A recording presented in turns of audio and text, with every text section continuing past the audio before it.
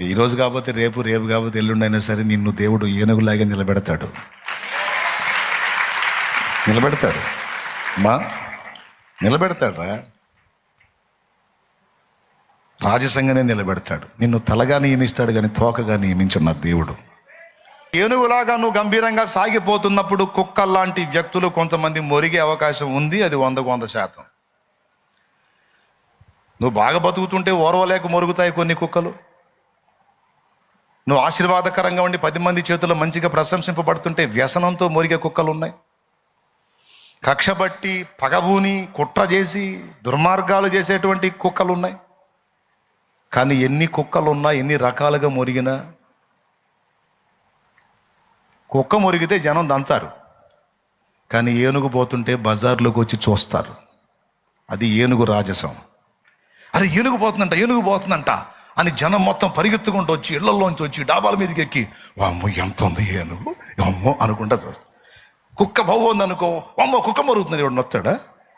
రాయి ఉంటే రాయి తీసుకొని లాగి కొడతాడు, పెటామని కొడతాడు. అప్పటిదాకా బాగున్నది రాయి తగల కొయ్యి కొయ్యి కొయ్యి అనుకుంటా పోయేది అనమాట. అదే దాని బతుకు. మరొకటం తన్నులు తింటే దాని బతుకు. కానీ ఏనుగు పోతుంటే అది బజారుకే కళ, గంభీర్యం. దాన్ని చూడటానికి వచ్చి క్యూ కడతారు. ఏదైనా ఛాన్స్ ఉంటే టచ్ చేయనిచ్చిద్దా అని చూస్తారు. కుక్క జోలికి కూడా పోతాడా? కరిస్తే పిచ్చెక్కిద్రా బాబు, ఎందుకు వచ్చిన గొడవ అనుకుంటాడు. కాబట్టి తమ్ముడు, ఈరోజు కాకపోతే రేపు, రేపు కాకపోతే ఎల్లుండి అయినా సరే నిన్ను దేవుడు ఏనుగులాగే నిలబెడతాడు. మా నిలబెడతాడురా, రాజసంగానే నిలబెడతాడు. నిన్ను తలగా నియమిస్తాడు కానీ తోకగా నియమించున్న దేవుడు. అప్పుడైనా లేకపోతే ఇప్పుడైనా నిన్ను మొరిగే కుక్కలు ఎప్పుడు కొన్ని ఉంటాయి. అస్సలు పట్టించుకోద్దు ఆ కుక్కల్ని. పట్టించుకున్నావా నీ హోదా దిగజారిపోయిద్ది. అది ఏనుగంతటిది కుక్కకు తిరిగిందంటే కుక్క గొప్పదైపోయింది. అది కుక్క ఎంత గొప్పదిరా, అంతలా ఏనుగు నిలేసింది నీకు జనమంతా ఏనుకెళ్ళి కాదు కుక్కకెళ్ళి చూస్తారు. అర్థమైందా? కుక్కను పట్టించుకోపోతేనే ఏనుగు రాజసం. అనండి, ఎన్ని అంటారో అనండి, ఎన్ని ఎగతాళి చేస్తారో చెయ్యండి, ఎంత హేళనగా మాట్లాడతారో మాట్లాడండి. నా తండ్రి జోక్యం చేసుకునేంత వరకే మీ డైలాగులన్నీ. నా తండ్రి జోక్యం చేసుకున్నాడు, మీరెవ్వరూ అందుకోలేనంత కృపలో నేను ఉంటా. నా తండ్రి నా లైఫ్లో జోక్యం చేసుకున్న దాకా ఎవరి డైలాగులైనా, నా తండ్రి నా జీవితంలో తన హస్తం చాపిన దాకా ఎవరి మాటలైనా, నా తండ్రి నా పక్షంగా కదిలిన దాకా ఎవరి మాటలైనా, ఎవరి హేళనైనా, నా తండ్రి నా లైఫ్లో జోక్యం చేసుకున్నాడు. మళ్ళీ మాట్లాడడానికి నీకు సౌండ్ కూడా ఉంటుంది. ఎందుకు తెలుసా? నేను రాజాదిరాజు బిడ్డని. ఆయన రక్తంతో నన్ను కొన్నాడు. ఆయన ప్రాణం ఇచ్చి నన్ను కన్నాడు. ఇది నిజం. కాబట్టి నీ మాటలు నేను లక్ష్య పెట్టను. ఇది డైలాగ్. పసిగుండెల్లో ఉన్న విశ్వాసం ఎంత బలీయమైందంటే నువ్వు ఏది చెప్పినా నమ్ముతారు వాళ్ళు. విశ్వాసం విషయంలో పిల్లలు మంచి మాదిరి, పట్టుదల విషయంలో కూడా మంచి మాదిరి, గోజాడటంలో మాదిరి. నేను ఫలానా రోజు నీకు ఫలానా వస్తువు తెస్తానని నువ్వు చెప్పావా, నోరు జారి నీ కర్మ గాలిందే. ఇక నువ్వు తెచ్చిందాగా వాడు ఆ రొద ఆపడం. ఇక్కడ రోదే అనే చిన్నదాని విషయంలో కూడా అదే జరిగింది. పేతురు కోసం సంఘం అంతా ప్రార్థన చేస్తుంటే ఆ అమ్మాయి మాత్రం, ఆ చిన్న పాప మాత్రం ప్రార్థనలో లేదు. ఎందుకు ప్రార్థనలో లేదు తెలుసా? అందరూ ప్రార్థన చేస్తున్నారు, నేను కూడా ప్రార్థనలో కూర్చుంటే ఈ ప్రార్థన ఆలకించి దేవుడు పేతురుని పంపితే, పేతురు వచ్చి ఇక్కడ తలుపు దడితే తలుపు ఎవరు తీస్తారు? ఒకవేళ మేము ప్రార్థనలో ఉంటే తలుపు తీయకపోతే, పేతురు వెళ్ళిపోతే మరి పరిస్థితి ఏంటి? మా వాళ్ళు ప్రార్థన చేస్తున్నారు, ప్రార్థనకు వచ్చే జవాబుగా పేతురుని నేను స్వాగతించాలనే విశ్వాసము గలదై ఆ పిల్ల నిలబడింది. నేను చెబుతున్నాను, వాళ్ళందరి విశ్వాసం సంగతి ఏమో కానీ ఆ పసిదాని విశ్వాసాన్ని బట్టే దేవుడు పేతురుని తీసుకొచ్చాడని నేను నమ్ముతాను. ఆ చిన్నదాని విశ్వాసం, ఎలాగో చెప్పనా? వాళ్ళు ప్రార్థన చేస్తూ ఉన్నారు. పేతురు వచ్చి తలుపు తట్టాడు. దేవదూత పేతురున్న దగ్గరికి వెళ్ళి చెరసాల్లో నుంచి పేతుర్ని అంతమంది సైనికుల దగ్గర నుంచి బయటికి తెచ్చి పేతుర్ని వీధిలో వదిలిపెట్టి వెళ్ళిపోయాడు దేవదూత. పేతురు అనుకుంటాడు భలే కల వచ్చిందని. కల కాదు, అది రియలే, నిజంగానే వచ్చాడు దేవదూత. తర్వాత తేరుకొని అరే దూత వచ్చి నన్ను బయటికి తీసుకొచ్చాడు, నిజంగా దేవుడు నన్ను కాపాడాడని సంతోషంతో ఆయన వెళ్తూ ఎక్కడైతే సంఘం ప్రార్థన చేస్తున్నారో వాళ్ళ దగ్గరికి వెళ్ళాడు. వాళ్ళ దగ్గరికి వెళ్ళి తలుపు తట్టాడు. ఎవరు లోపల? తలుపు తీయండి. తడుతున్నాడు. ఈ చిన్న పాప వెళ్ళింది. వెళ్ళి ఆ గొంతు విని సంతోషపడుతూ మన ప్రార్థనకు జవాబు వచ్చింది, పేతురు వచ్చాడు, కేఫా వచ్చాడు అనుకుంటా పోయింది. వాళ్ళు అన్నారు, చూడండి, ఆమె పేతురు స్వరము గుర్తుపట్టి సంతోషము చేత తలుపు తీయక లోపలికి పరిగెత్తుకొని పోయి పేతురు తలుపు దగ్గర నిలుచున్నాడని తెలిపాను.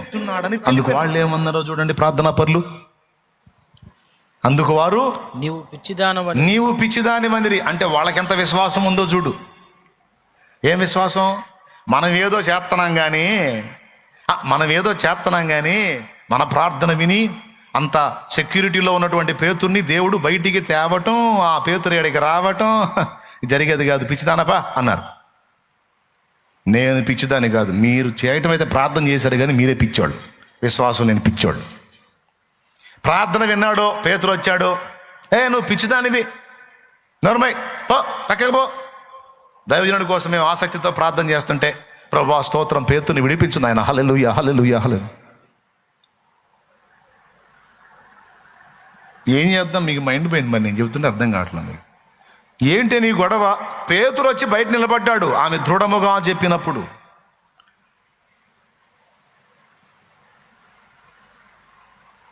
అతడు దూత అనుకున్నారు వాళ్ళు. ఆమె దృఢముగా చెప్పినప్పుడు వారు అతని అంటే పేతురుని మాత్రం ఒప్పుకోట్లా. ఎందుకు? ప్రార్థన చేస్తున్నారు కానీ విశ్వాసం లేదు. మరి విశ్వాసం లేని ప్రార్థన దేవుడు వింటాడా? వినడు. మరి ఏ ప్రార్థన ఎవరిని బట్టి పేతుర్ని బయట తెచ్చాడు తెలుసా? అక్కడున్న ఆ గుంపులో ఆ చిన్నదాని విశ్వాసాన్ని ఆధారం చేసుకున్నాడు దేవుడు. ఆ చిన్ని గుండెలో దేవుని పట్ల ఉన్న విశ్వాసాన్ని ఆధారం చేసుకొని పెద్ద కార్యాన్ని జరిగించాడు దేవుడు. పేతుర్ని బయటికి తీసుకొచ్చాడు దేవుడు. మైండ్ పోయింది. తర్వాత చూడండి, పేతురు ఇంకనూ తట్టుచున్నందున వారు తలుపు తీసి అతన్ని చూచి విభ్రాంతి నొందిరి. చివరకు చూస్తే చిన్నదే గెలిచింది. వాళ్ళు ప్రార్థన అయితే చేశారు కానీ విశ్వాసం లేదు. అది పెద్దోళ్ళకి పిల్లలకు ఉన్న తేడా. చాలా విషయాలు దేవుని అడుగుతాం, దేవుడు చేస్తాడని నమ్మం. కానీ పిల్లలు అలా కాదు. అందరూ ప్రార్థన చేస్తే దేవుడు పేతుర్ని పంపిస్తే తలుపు ఎవరు తీస్తారు? కాబట్టి తలుపు తీయటానికి నేను ఉండాలని ఎంత విశ్వాసం అంటే, మా వాళ్ళందరూ కలిసి ప్రార్థన చేస్తున్నారు అంటే ఖచ్చితంగా దేవుడు తన దాసుని బయటికి తెస్తాడని బుడ్డది నమ్మింది, చిన్నది నమ్మింది. ఆ బుడ్డ పిల్ల నమ్మింది. ఆ చిన్న విశ్వాసాన్ని బట్టి దేవుడు కార్యం చేశాడు. పసిగుండెలలో ఉన్న విశ్వాసం గొప్పది. ఈ పసిబిడ్డ వలె దేవుని రాజ్యమును విశ్వసించని వాడు అందులో ప్రవేశించడు అన్నాడు యేసయ్య. పసిబిడ్డలాగా విశ్వాసం ఉంచాలి. పసిబిడ్డల విశ్వాసంలో లాజిక్స్ ఉండవు. మనం ఏది చెప్తే అది నమ్ముతారు. బూచోడు వస్తున్నాడు అంటే బూచోడు ఎందుకు వస్తాడు? వాడు ఎలా ఉంటాడు? ఎందుకు వస్తాడు? వాడు ఎప్పుడు పడితే అప్పుడు ఎందుకు వస్తాడు? అయినా నైట్ నేను అన్నం తిననప్పుడే ఎందుకు వస్తున్నాడు? ఏ పిల్లల్ని అడిగిందా లాజిక్? అమ్మేమంటది, నువ్వు తినకపోతే ఇప్పుడు బూచోడు వస్తాడు, నాకెందుకు నిన్ను పట్టుకుపోతాడు అనగానే పెట్టు మమ్మీ. ఎప్పుడన్నా ఏ పిల్లని అడిగింది లాజిక్? ఆయన ఇన్నిళ్ళుంటే ఇన్నిళ్ళు వదిలిపెట్టి నా దగ్గరికి ఎందుకు వస్తాడు ఆ బూచోడు? ఆయన వాడు ఎట్టుంటాడు? ఆయన వాడికి ఇంకేం పని లేదా? ఆయన నేను అన్నం తిననప్పుడే ఎందుకు వస్తున్నాడు వాడు? ఇట్లాంటి అడ్డ ప్రశ్నలు ఎప్పుడు అడగదు. బూచోడు వస్తాడంటే నమ్మేసింది. దేవుని రాజ్యం కూడా నేను వస్తాను, నేను ఇస్తాను అని యేసయ్య చెప్పినప్పుడు అది ఏదైనా సరే పసిబిడ్డలాగా నమ్మాలి. అప్పుడు జరిగిద్ది అది. ఇట్లా పసిగుండెల్లో మనం నేర్చుకోదగ్గ పాఠాలు కొన్ని ఉన్నాయి. అయితే నేర్చుకోకూడని కూడా కొన్ని ఉన్నాయి. ఇప్పటిదాకా నేర్చుకోదగ్గే చెప్పాను. ఇప్పుడు నేర్చుకోకూడని ఏంటో చెప్తాను.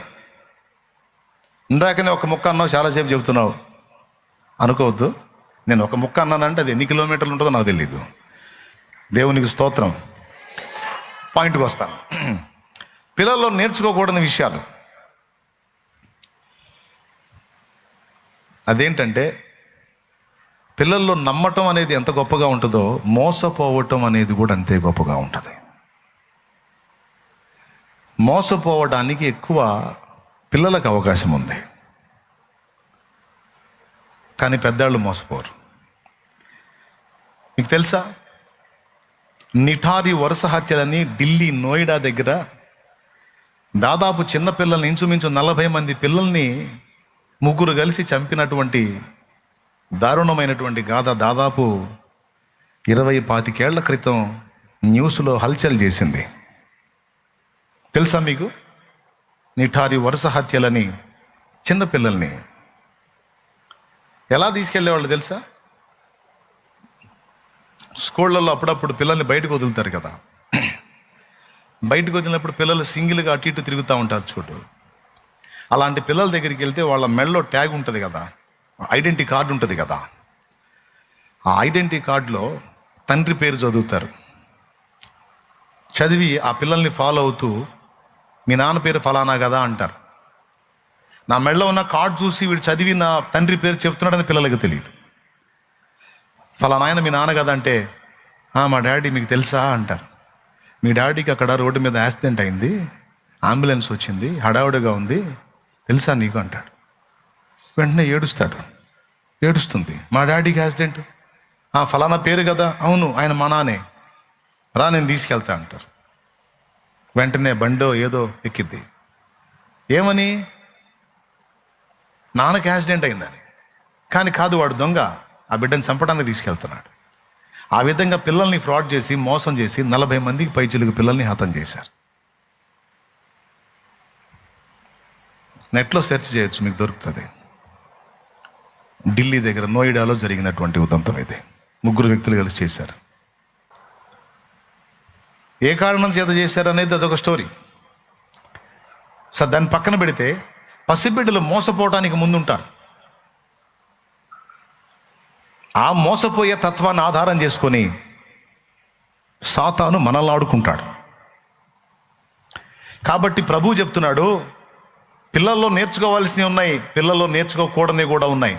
నేర్చుకోదగ్గ ఏదో ముందు మీరు విన్నారు. మీలో ఎంతమంది మైండ్ షార్పో, ఎంతమందికి గ్రహింపు శక్తి ఉందో, జ్ఞాపకం పెట్టుకునే శక్తి ఉందో నాకైతే తెలియదు. నా ధర్మంగా అయితే నేను చెప్పా. క్యాజువల్గా మామూలు విషయాలే కాబట్టి మీకు గుర్తుంటాయని నమ్మకం నాకు. ఎందుకంటే నేను ఎక్కడియో తీసుకొచ్చి చెప్పలా, సహజంగా పిల్లల్లో జరిగే చూపించి మీకు చెప్పా. మీరు కూడా నేర్చుకోదగ్గే నేర్చుకోండి. క్షమాగుణం, కలిసిపోయే తత్వం, ప్రేమించే తత్వం, పట్టుదల, దీక్ష, విశ్వాసం నేర్చుకోవచ్చు పిల్లల దగ్గర, మంచిది. కానీ మోసపోయే తత్వం ఒకటం చూసావా, ఎవడు ఏం చెప్పినా నమ్మేస్తారు. కానీ పెద్దలమైన మనం ఆ విషయంలో పిల్లల్లాగా ఉండకూడదు. సాతాను మనల్ని మోసపుచ్చుతాడు.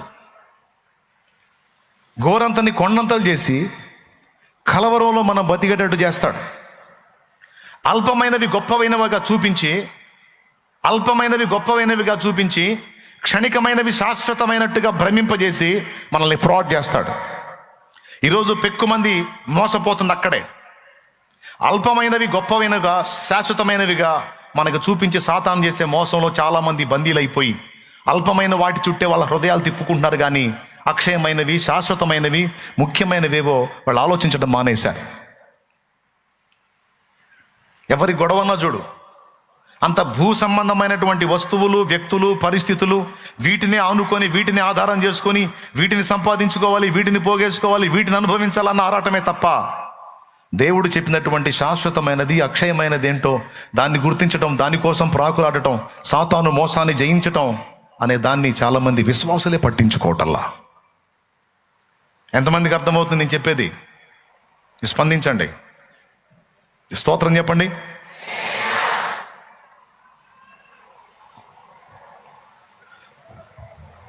ఆలోచించండి, నేను చెప్పేది నిజమా కాదా? సాతాను చేస్తున్న మోసంలో బందీలు అయిపోతున్నారు. ఒక మాట మీరు చెప్పండి, గతంలో చెప్పాను, మళ్ళీ ఒకసారి గుర్తు చేస్తాను. మీలో గోళీలాట ఎంతమంది ఆడారు? చేతులు ఎత్తండి.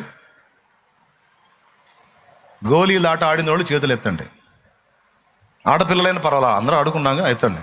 చిన్నప్పుడు మనకి ఆడ మగ తేడా కూడా లేదు, ఆడుకున్నాం, ఏం చేద్దాం అంతేనండి. ఇప్పుడు మీసాల గడ్డలు వచ్చింది, అప్పుడు మాకు కూడా మీసాల గడ్డలు లేవు, మీ మొహం మా మొహం ఒకటే. ఆడిన వాళ్ళందరూ చేతులు ఎత్తండి. సూపరు, అందరూ ఆడారు దాదాపు. సరే, పురుషుల్ని టచ్ చేద్దాం మనం. గోళీల ఆట దగ్గర కొట్లాట్లు అయినాయా లేవా? తగాదాలు అయినాయా లేవా? జుట్లు పట్టుకొని కుస్తీ పట్టిన అనుభవాలు ఉన్నాయా లేవా? మట్టిలో పడి కొట్టుకున్న అనుభవాలు ఉన్నాయా లేవా? ఆ గోళీలను తీసుకెళ్ళి డబ్బాలో పోసుకొని మన ఇంటికి వచ్చినప్పుడు మన లక్ష్యం అంతా కూడా వాడి జేబు మీదే ఉంటుంది. మన ఇంటికి ఎవరన్నా చుట్టం వస్తే మన లక్ష్యం అంతా ఎటుంటుంది? పావలా ఇస్తాడా, ₹10 ఇస్తాడా, రూపాయి ఇస్తాడా, ₹5 ఇస్తాడా, రేంజ్ని బట్టి. మన వాళ్ళు ఏమో చుట్టాన్ని చుట్టంగా గౌరవిస్తూ ఉంటారు, మనమేమో జేబుకి వెళ్ళి దృష్టి చేస్తాం. అవునా?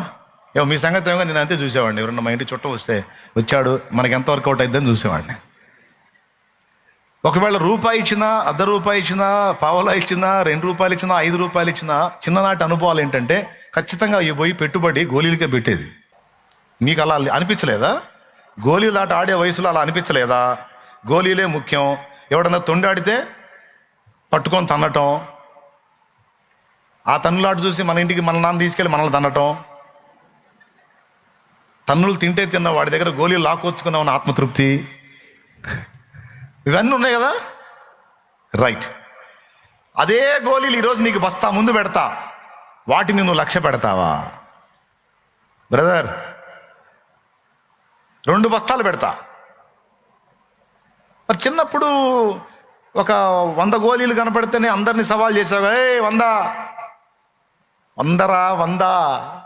ఎవరి దగ్గర లేవు, అందరినీ గెలిచా 100 అని తిరిగావు కదా. 200 చేయాలి, 500 చేయాలి, 1000 గోళీలు చేయాలని. ఇప్పుడు నేను బస్తా గోళీలు ఇస్తా, నువ్వు లక్ష్య పెడతావా? ఇప్పుడు వాటికి వెళ్ళి చూస్తే నీకేమనిపించింది? వారే బాల్యం ఎంత మోసం! వీటి కోసమా నేను కుస్తీ పట్టింది? వీటి కోసమా మయ్య దగ్గర తన్నులుంది? వీటి కోసమా వాడిని ఫ్రెండ్ చొక్కాంతా చించింది? అరే అని సిగ్గు కలిగిద్దా లేదా? పిల్లతనపు చేష్టల్లో పిచ్చి చేష్టలు అనిపిస్తాయా లేవా? ఎంత మాయ అనిపిస్తుందా లేదా? ఏందండి, మీకేం అనిపించదా? ఏమనిపించట్లేదా? ఏదో ఒకటి అనిపించిద్దిగా. తలకాయ నోపండి, ఇట్టన్నానండి, చాయిర్ లేదుగా, అనిపించింది కదా. ఈరోజు ఒకనాడు గోళీలను చూసి నువ్వు ఎంత ఘనంగా ఫీల్ అయ్యావో, అవే గోళీలు ఈరోజు బస్తాలు నీ ముందుంటే, తీసుకో బ్రదర్, గోళీలు తీసుకుంటే నాకెందుకు బ్రదర్, నేనేం చేసుకుంటున్నాయి? నేనేం పిల్లోడినా ఆయన ఆడుకోవటానికి? ఆడుకోవటానికి గోళీలు? ఇప్పుడు నాకున్న సంపదతో, నాకున్న డబ్బుతో ఆనాడు 100 గోళీలు కాదు, ఈరోజు 1,00,000 గోళీలైనా నేను కొనగలను. ఆ స్థితిలో నేనున్నాను. అవునా? కాబట్టి గోళీలు మన గొప్పవి కావు, కానీ ఒకప్పుడు అవే ప్రపంచం, అవే మన సంపాదన. వాటి కోసం తన్నులు, వాటి కోసం తిట్లు, వాటి కోసం దెబ్బలు, బాధలన్నీ వాటి కోసం. ఆ పిల్ల హృదయాల్లో నిద్రలో కూడా కలవరించుకుంటాడు ఒకడు, రే నా గోళీలు నేనేనో అన్నట్టు. ఈరోజు మనిషి ప్రాకులాడుతున్న ఈ 3 రోజుల భోగం కూడా అలాంటిదే. రంగుల లోకపు పొంగులెన్నో చూసి చెంగున నీవు పరుగేతనేలని, రంగుల లోకపు పొంగులెన్నో చూసి చెంగున నీవు పరుగేతనేలని, అందము మాయా సౌందర్యము వ్యర్థమని, అందము మాయా సౌందర్యము వ్యర్థమని, త్రాసు మీద ధూళి లాంటి యౌవనమే క్షణికమని, త్రాసు మీద ధూళి లాంటి యౌవనమే క్షణికమని, ఉడునళముచ్చటని ఎరుగక ముందు చూపు కొంతైన లేనే లేక, ఉడునళముచ్చటని ఎరుగక ముందు చూపు కొంతైన లేనే లేక,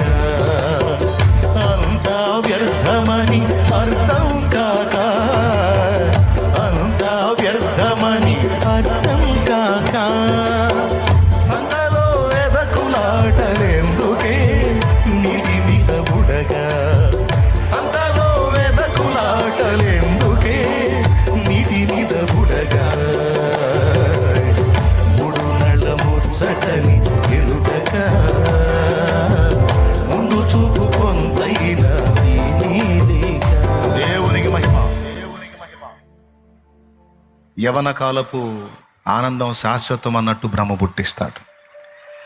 తాత్కాలికమైన ఈ అనుబంధాలు స్థిరమైనట్టు భ్రమ పుట్టిస్తాడు.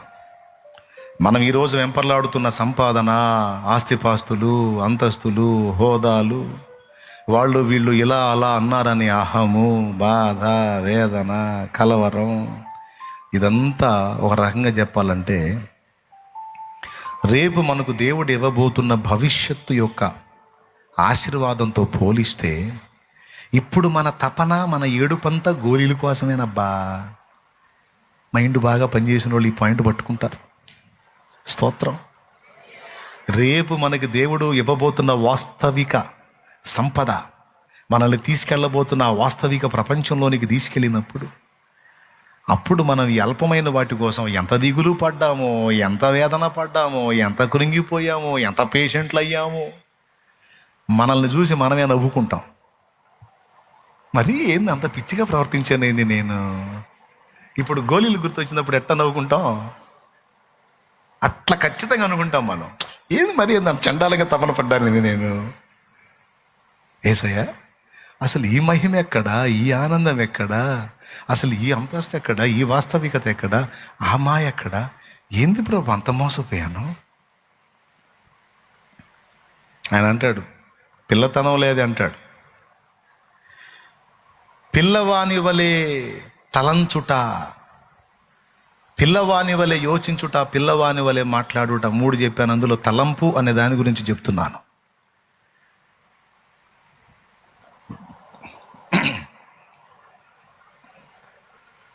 చక్రవర్తులేరి, సామ్రాజ్యాలేయి, కట్టుకున్న కోటలు శిథిలాలయ అలా ఉన్నాయి, కానీ కట్టించిన రాజుల అడ్రస్ లేకుండా పోయారు. అందరూ స్థిరం శాశ్వతం అని భ్రమించి బ్రతికారు. యుద్ధాలు చేశారు, ప్రాణాలు తీశారు, దుర్మార్గాలు చేశారు, హత్యలు చేశారు, అన్యాయాలు చేశారు, అక్రమాలు చేశారు, కడుపులు కొట్టారు, నోళ్ళు కొట్టారు. ఇంత కష్టపడి కుప్పేశారు, కానీ ఎవడు పొందుకొని పోయాడు? ప్రేమ, జాలి, దయ, కనికరం, అంత సాయం అనే మాటే మరిచిపోయి ఆర్జించారు. చివరికి ఎవడు ఏది కట్టుకొని పోలేదు. మట్టికి మన్నై కొంతమంది పోతే అగ్నిలో కాలి బూడిదై కొంతమంది పోయారు. ఏమీ మిగల్లా.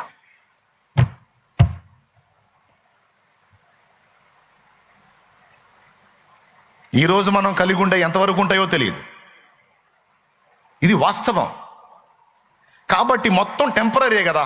కట్టిన ఇల్లు దగ్గర నుంచి, కలిగి ఉన్న బంధాల దగ్గర నుంచి, మనం కలిగి ఉన్న ప్రాణం దగ్గర నుంచి, టోటల్ లైఫ్ అంతా కూడా శాశ్వతమా, టెంపరీయా? నోరు తెరిచి చెప్పండి. తాత్కాలికమేగా. మరి ఈ లోకము, ఈ బ్రతికే తాత్కాలికమైనప్పుడు ఈ అనుభవాలు కూడా తాత్కాలికమే, శ్రమలు కూడా తాత్కాలికమే, సమస్యలు కూడా తాత్కాలికమే, అవమానాలు కూడా తాత్కాలికమే, నిందలు, ఇరుకులు, ఇబ్బందులు కూడా తాత్కాలికమే. ఇవన్నీ కూడా అల్పమైనవే. ఇంకెక్కువసేపు చెప్పను, మీ పని అయిపోయింది, నాకు తెలుసు. అయిపోయింది మీకు. స్తోత్రం చెప్పండి సంతోషంగా. అది సౌండ్ రాలా? దేవుని చేత మరి ఎప్పుడని చెబుతా, మరి ఎప్పుడని చెబుతాలండి. ప్రశాంతంగా అంత ఛాయ్ దాకా వచ్చి ప్రార్థన చేసుకుని ఇంటికి పోండి.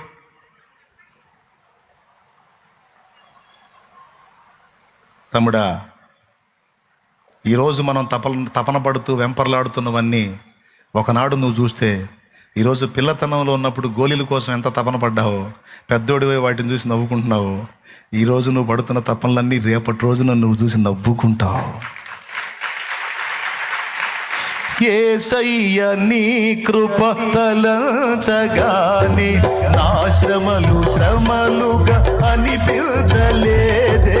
యేసయ్య నీ కృప తలంచగానే నా శ్రమలు శ్రమలుగా అనిపించలేదే. నీవు నాకిచ్చే మహిమ ఎదుట ఇవి ఎంత తగినవి కావే. నీవు నాకిచ్చే మహిమ ఎదుట ఇవి ఎంత తగినవి కావే. సుగుణాల సంపన్నుడా, స్తుతి గానాల వారసుడా, జీవితులు నిత్యము నీ నీడలో ఆస్వాదించు.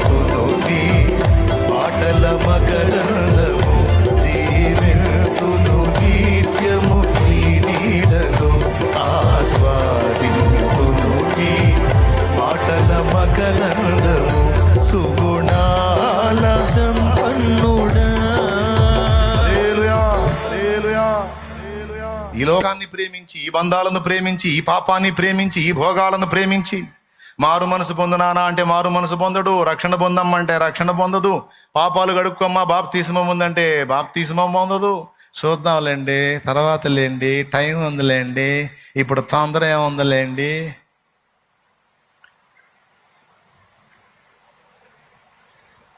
అన్నోళ్ళందరూ పోయారు. చాలా టైం ఉందగా అన్నోళ్ళు పోయారు. ఎవరు గ్యారంటీ కార్డు తెచ్చుకున్నారు? ఏంది 100 ఏళ్ళు గ్యారంటీ ఎవరు తెచ్చుకున్నారా? ఎప్పుడో తెలియదు. దేవుడు ఉచితంగా ఇచ్చాడుగా చేసిన పాపాలు కడుక్కునే ఛాన్సు. రేపు అక్కడికి పోయిన తర్వాత పాపాలు ఎందుకు చేసావు అని అడగడు. అందరు చేసావు, నువ్వు చేసావు, కడుక్కోమని చెప్పి నా రక్తమే గార్చాను కదా, ఎందుకు కడుక్కోలేదంటే చేద్దాం అనుకుందాం లేనయ్యా, కుదరలేదులే అంటే పోయి వాగులో పడి అంటాడు, వాగులో అగ్నిలో పడి అంటాడు. దీర్ఘాలు తీయటం కాదు, మర్యాదగా మారు మనసు పొందాలి. నా తండ్రి అవకాశం ఇచ్చినప్పుడే సరిదిద్దుకోవాలి, చక్కదిద్దుకోవాలి, జాగ్రత్త పడాలి. క్షయమైన వాటి కోసం ఆలోచించి మోసపోయి అక్షయమైన దాన్ని పోగొట్టుకోకూడదు. అక్షయమైన దాన్ని సంపాదించాలి. హల్లెలూయా. ఏది సంపాదించాలి? అక్షయమైన దాన్ని సంపాదించాలి. దానికోసం ప్రిపేర్ అవ్వాలి, సిద్ధపడాలి.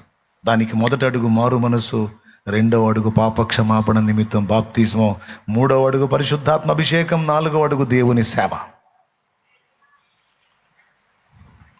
మనం ప్రయాసపడాలి. ఈరోజు నిజంగా మీరు నమ్మండి, నమ్మకపోండి, నేను ఉండే ఇల్లు, నేను కలిగి ఉన్న ఈ పరిచర్య, నేను తిరిగే వాహనం సమస్తాన్ని కూడా నాది అని ఈ రోజుకి నేను ఫీల్ అవ్వను.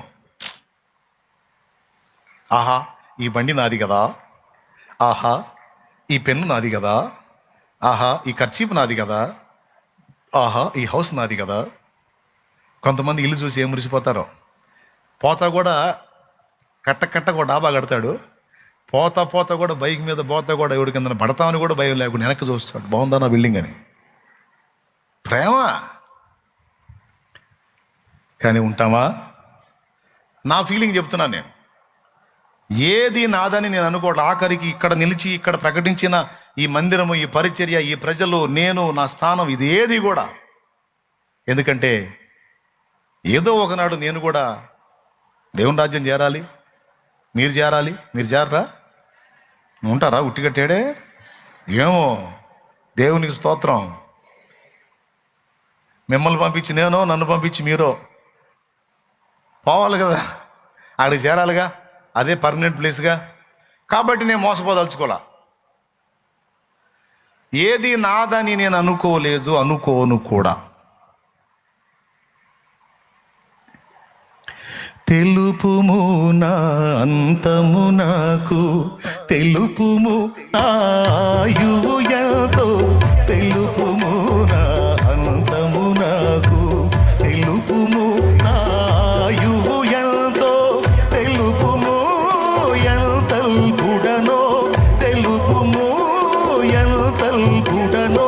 విరిగి నలిగియున్నాను నేను, విరిగి నలిగియున్నాను, విరిగి నలిగియున్నాను నేను, విరిగి నలిగియున్నాను. పరవాసినినే జగమున ప్రభువ, పరవాసినినే జగమున ప్రభువ, నడచుచున్నాను నా దారిన్, నా గురి నీవెన ప్రభువా, నా గురి నీవెన ప్రభువా.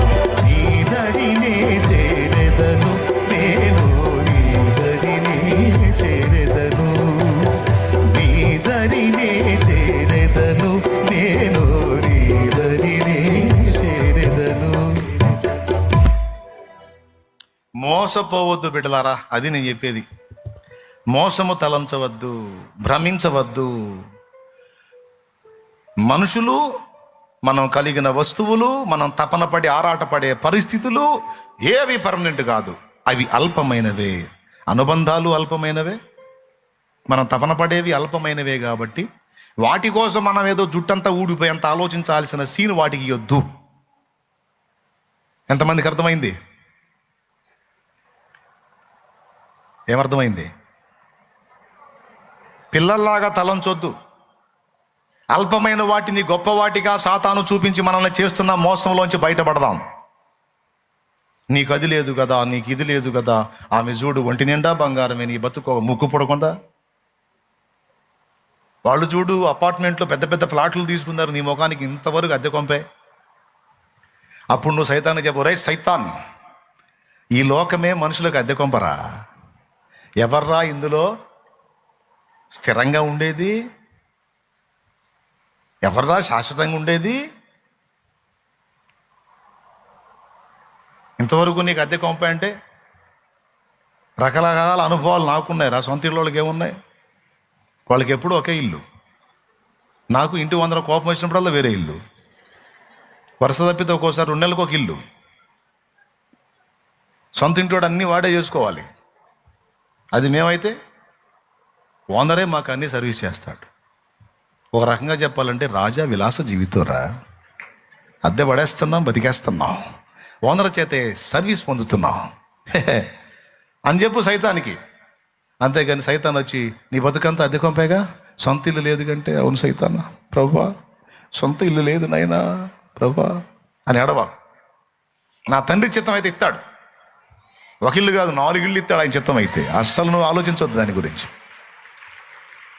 నువ్వు ఆలోచించే కొద్ది ఆటాడిస్తాడు వాడు. వదిలేయి, పర్వాలేదులే ప్రభా, అద్దిల్లానే ఇచ్చావు, నిలవరమైన నివాసం, స్తోత్రం ప్రభా, పౌలంతటి వాడే అద్దింట్లో ఉన్నాడు, నేనెంత ప్రభా, నీకే వందనాలు అని బ్రతికేయి. దాన్ని బట్టి కృతజ్ఞతలు చెప్పు. నా తండ్రి చిత్తం అయితే నీకు సొంత ఇల్లు ఇస్తాడు. ఆమేన్. నా బిడ్డలందరికీ దేవుడు పెద్ద పెద్ద ఇళ్ళు, సొంత ఇల్లు ఇవ్వాలి. యేసు నామములో ఇచ్చును గాక. ఆమేన్. మనోళ్ళు కిరాయిలకు పోయి ఎవరిని అడుక్కోవటం కాదు. కిరాయికి ఇల్లు అడిగితే మీ కులం ఏంది?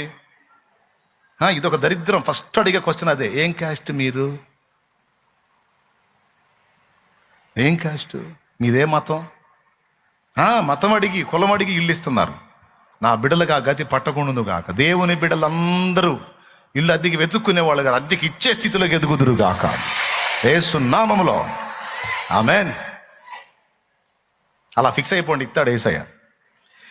నువ్వు యేసయ్యతో చెప్పాలి, ఇయ్యకపోయినా పర్వాలా, అద్దీంట్లోనైనా సరే నిన్ను స్తుతిస్తా ప్రభువా.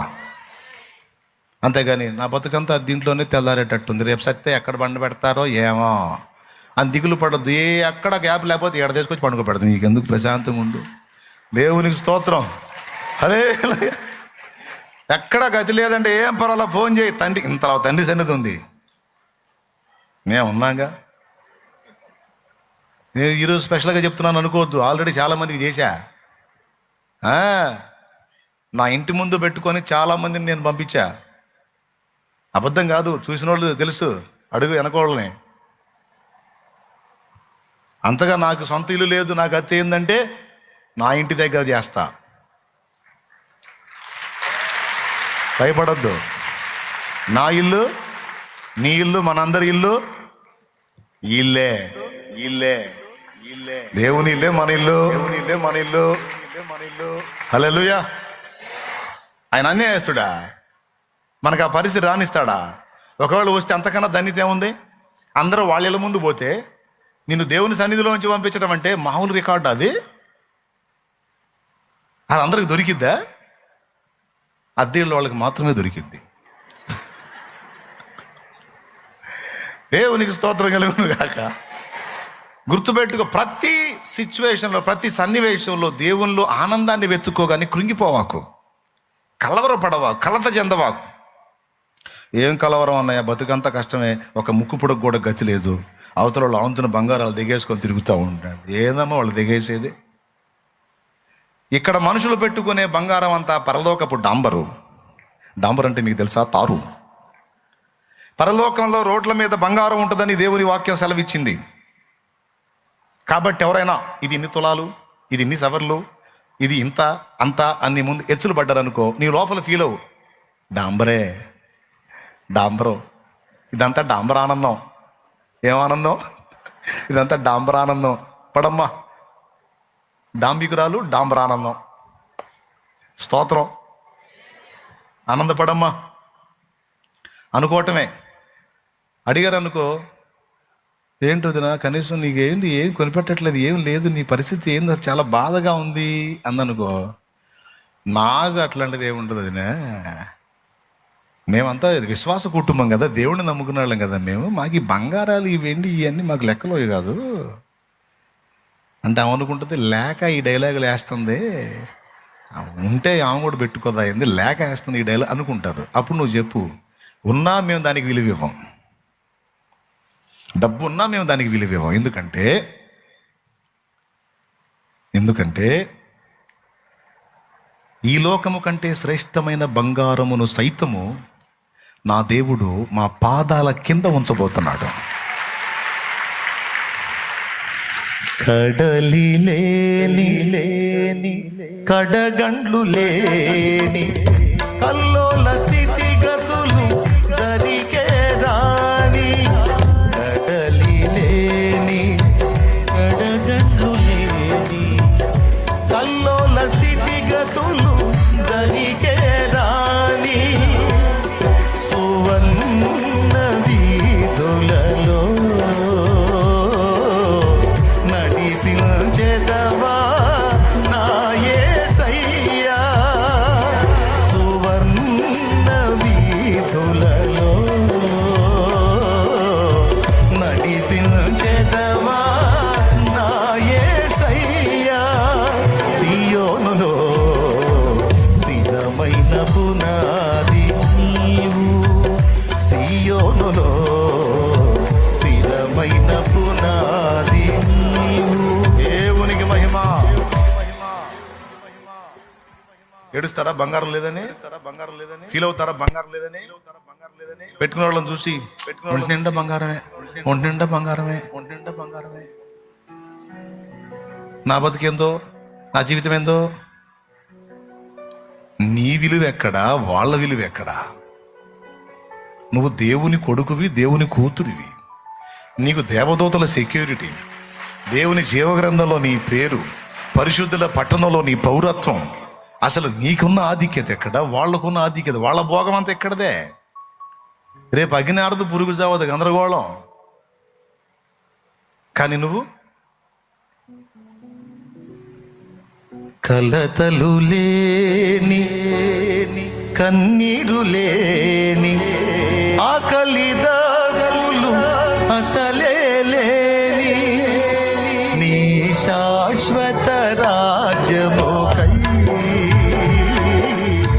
సమకూర్చుచున్నావా నా యేసయ్యా, నీ శాశ్వత రాజ్యముకై సమకూర్చుచున్నావా నా యేసయ్యా, సియోనులో స్థిరమైన పునాది నీవు.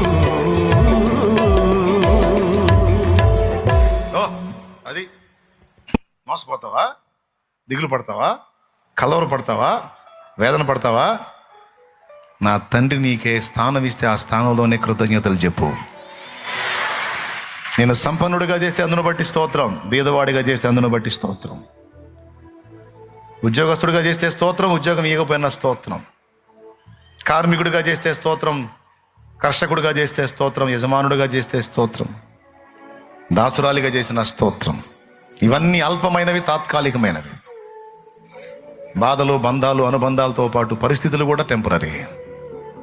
కాబట్టి సాతాను చేసే మోసం మీరు స్వీకరించొద్దు. వాడు అల్పమైనవి శాశ్వతమైనవిగా భ్రమ పుట్టిస్తాడు. శాశ్వతమైన వాటిని అసలు ఆలోచించకుండానే చేస్తాడు. మన మైండ్ ఎప్పుడు కూడా అక్కడ ఉండాలి. ఎక్కడ ఉండాలి? రోడ్డు మీద పోయేటప్పుడు అక్కడ ఉండాలని పైకి చూసుకుంటూ పోయారు. హృదయం పైనున్న వాటినే వెతకాలి. మోసపోయిన వాళ్ళు ఏమో భూమి మీద ఎత్తుక్కుంటారు. మోసం నుండి బయటపడ్డాళ్ళు అక్షయమైన దాన్ని వెతుకుతారు. అబ్రహాము విశ్వాసముతో పాటలు ఎక్కువ అవుతుంటున్నాయిగా. వదిలే ఆడాలా దేనికోసం ఏది చూశాడు? ఒక రాజుకు తగినంత ఐశ్వర్యవంతుడై ఉండి అందులో భోగాలు అనుభవించాల, గుడారంలో బతికాడు. ఏం కర్మయా?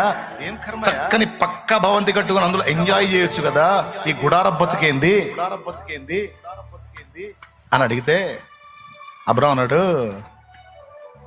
పక్కా బిల్డింగ్ కట్టుకున్నా ఉండను కదరా, నేను కట్టిన బిల్డింగ్ ఉంటుందా, నేను ఉండనుగా, కాబట్టి ఈ లోకం నాకు స్థిరం కాదు, ఈ లోకం నాకు తాత్కాలికం, నేను ఎదురు చూస్తుంది పునాదులు గల పట్టణము అక్కడుంది, దానికోసం చూస్తున్నా, నేను దానికి సిద్ధపడుతున్నా. ఈ లోకాన్ని అనుభవించడం కాదు, ఆ లోకాన్ని సాధించడానికి తిప్పలు పడుతున్నా. అంత సౌండ్ మనకుంటేనా అసలు పరలోకం లేదు, దేవుడు లేదు, మొత్తం రోడ్ల మీద తిరుగుతూ ఉండేవాళ్ళం కారు వేసుకొని. అప్పట్లో గుర్రాలు గాడిదలు కదా, ఆ గుర్రాలు గాడిదలు వేసుకొని తిరుగుతూ ఉండేవాళ్ళం. అసలు దేవుని కూడా పట్టించుకునేవాళ్ళం కాదు. అందుకే దేవుడు దేవుడు మనకి అంత సౌండ్ ఇల్లేదు. దేవుడు అడ్రస్ కూడా దొరికేవాళ్ళం కాదు. అబ్రహాంకి అవేవి పట్టలా, వేటిని లక్ష్య పెట్టలా, అంత సంపన్నుడై ఉండి సాధారణ జీవితం జీవించాడు. అబ్రహాము విశ్వాసముతో స్వదేశం విడిచెను, పునాదులు గల పట్టణము కై వేచి జీవించెను. అబ్రహాము విశ్వాసముతో స్వదేశం విడిచెను, పునాదులు గల పట్టణము కై వేచి జీవించెను. అబ్రహాముకు చాలిన దేవుడు నీవేనయ్యా, అబ్రహాముకు చాలిన దేవుడు నీవేనయ్యా. అబ్రహాము దేవుడా, ఇస్సాకు దేవుడా, యాకోబు దేవుడా, నాకు చాలిన దేవుడా, యేసయ్యా, నా యేసయ్యా, యేసయ్యా, నా యేసయ్యా, యేసయ్యా, నా యేసయ్యా, యేసయ్యా, నా యేసయ్యా, యేసయ్యా, నా యేసయ్యా, యేసయ్యా, నా యేసయ్యా. హల్లెలూయా, హల్లెలూయా, హల్లెలూయా. ఎందుకు పునాదులు గల పట్టణం అది అన్నాడు అంటే, ఈ లోకం ఇది భూమి కూడా ఉండదు కాబట్టి. భూమి మీద ఇల్లు కాదు, భూమి ఏమి ఉండదు. పంచభూతములు మహావేంద్రంతో లయమైపోయినప్పుడు, ఈ ప్రకృతి మొత్తం నాశనమైనప్పుడు ఇది ఉండదు. కాబట్టి మనకు స్థిరమేది? పునాదులు గల పట్టణం. నా తండ్రి ఇంటి అనేక నివాసములు కలవు, లేని యెడల నేను మీతో చెప్పుదును. నేను మీకు స్థలము సిద్ధపరచ వెళ్ళుచున్నాను. నేను వెళ్ళి స్థలము సిద్ధపరిచి నేను మరలా వచ్చి మీరు ఎల్లప్పుడూ నాతో కూడా ఉండుటకై నేను మిమ్మను తీసుకొని పోవుదును. యోహాను సువార్త 14వ అధ్యాయము 1వ వచనం నుంచి కిందికి జరిగితే ఈ మ్యాటర్ ఉంటుంది. స్తోత్రం. అక్కడికి వెళ్తాం సోదర, మనం అది స్థిరం. ఇక్కడ ఎవడు ఎంత కలిగి ఉన్నా ఫ్రెష్గా ముఖ్యమంత్రి అయ్యాడు పాపం వైఎస్ఆర్ గారు. అది ఏమంటుందని హెలికాప్టర్లో వెళ్ళారు, పౌరాలు గుట్టలో అయిపోయాడు, చనిపోయాడు. పదవి ఆపిందా? అధికారం ఆపిందా? సెక్యూరిటీ ఆపిందా? ఎవరు ఆపారు? ఈయనని లేదు, ఆయనని లేదు, ఎవరైనా విజయము సాధించినట్టి. మరి మీకు తెలియని పాట ఏంది? ఇంకెందుకు పాడటం? అది సంగతి. అది కాబట్టి అయ్యా, నీ నడువులు నొప్పులు పుడితేనే ఆలోచిస్తున్నా నేను. అది అసలు విషయం. ఇంతసేపు కూర్చోవటం అంటే కష్టం కాదు, కష్టమా కాదా? ఇప్పుడు కొంతమంది భలే అర్థం చేసుకున్నాం అన్నా, నిజంగా అంతగా నడువులు నొప్పులు పుడితే కాస్త లేచి నిలబడి కూర్చోమ్మా. నిలబడి అక్కడే నిలబడి నడువును సర్దుకున్నాక కూర్చో, ఓకేనా? నేను పాడతా. విజయము సాధించినట్టి వీరుడు సికందరు, విజయము సాధించినట్టి వీరుడు సికందరు, భుజబలమున గెలచినవని వీరుడలెగ్జండరు, భుజబలమున గెలచినవని వీరుడలెగ్జండరు, వశమునెత్తి పోరు గెలిచిన నిజమిప్పుడు వారు మన్నే గదయ్యా, వశమునెత్తి పోరు గెలిచిన నిజమిప్పుడు వారు మన్నే కదయ్యా, మన్నే కదయ్యా, మన్నే కదయ్యా, మన్నే కదయ్యా, మన్నే కదయ్యా. మనలోని ఆత్మజ్యోతియే తప్ప మహిలోనిదంత మన్నే కదయ్యా. మనలోని ఆత్మజ్యోతియే తప్ప మహిలోనిదంత మన్నే కదయ్యా, మన్నే కదయ్యా, మన్నే కదయ్యా, మన్నే కదయ్యా, మన్నే కదయ్యా. దేవునికి స్తోత్రం కలుగును గాక.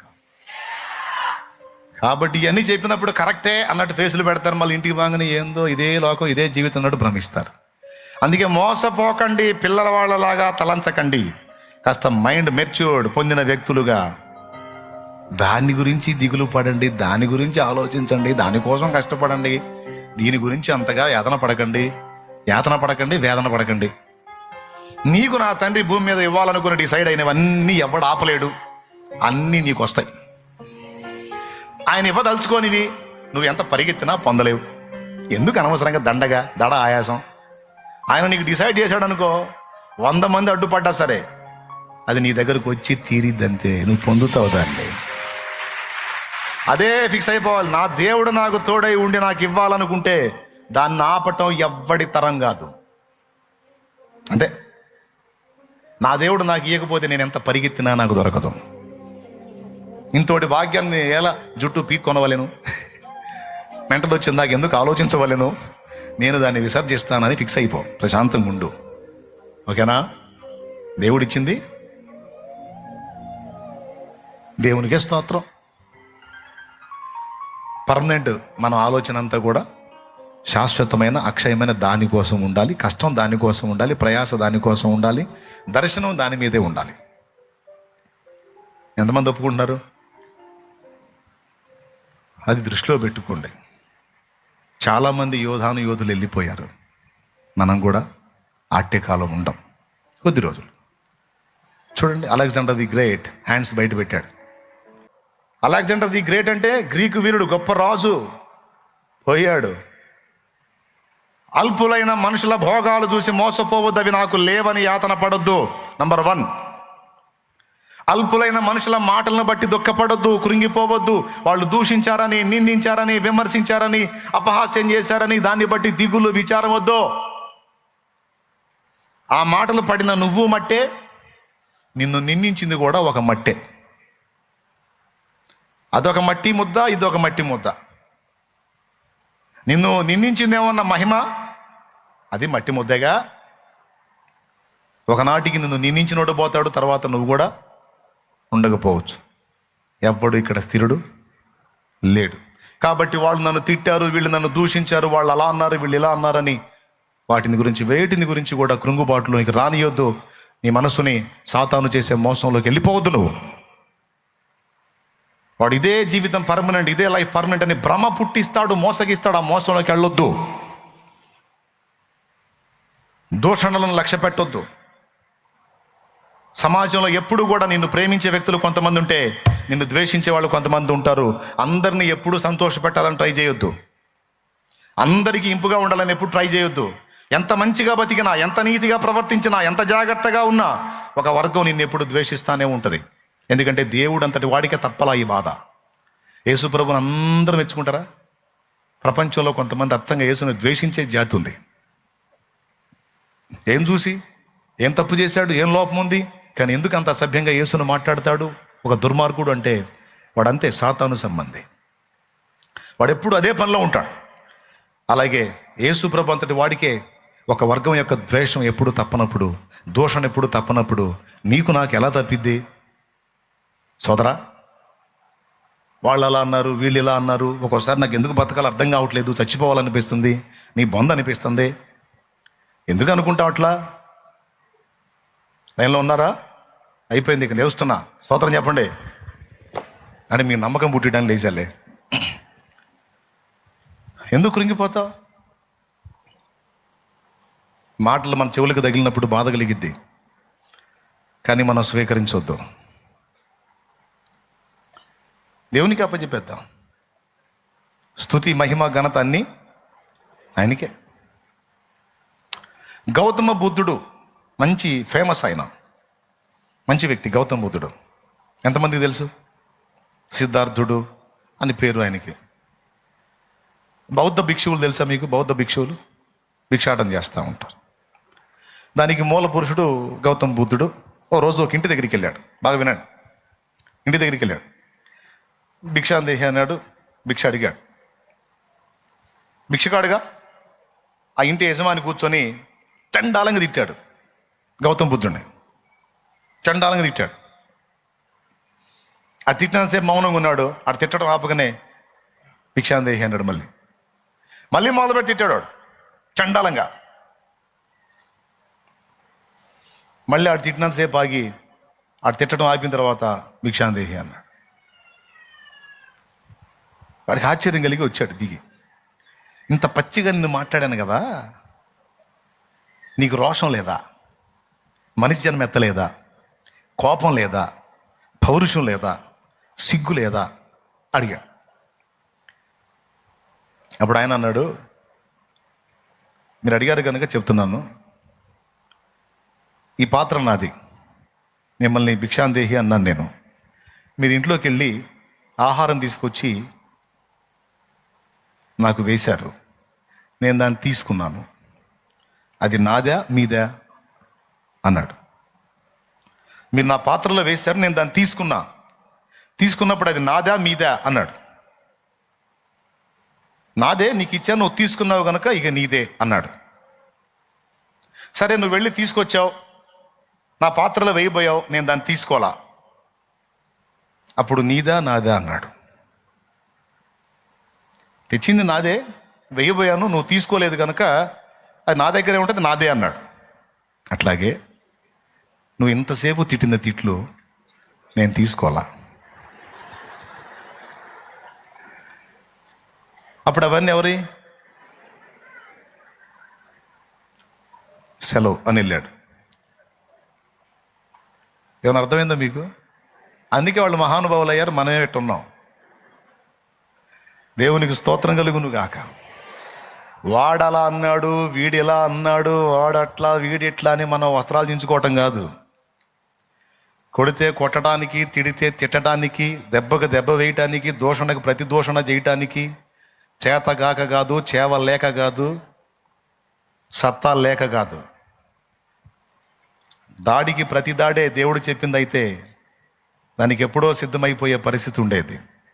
కానీ తొందరపడి దాడి చేసేవాడు కాదు గొప్ప, దాడిని సహించేవాడు. తొందరపడి నోరు జారి తిట్టేవాడిది కాదు గొప్పతనం. ఆ దూషణను కూడా పూర్ణమైన ఓర్పుతో సహించి భరించి తట్టుకొని నిలబడతాడు చూడు, వాడు ఘనుడు, వాడుది గొప్ప. నోరు జారటానికి ఏం కావాలి? ఆవేశం చాలు.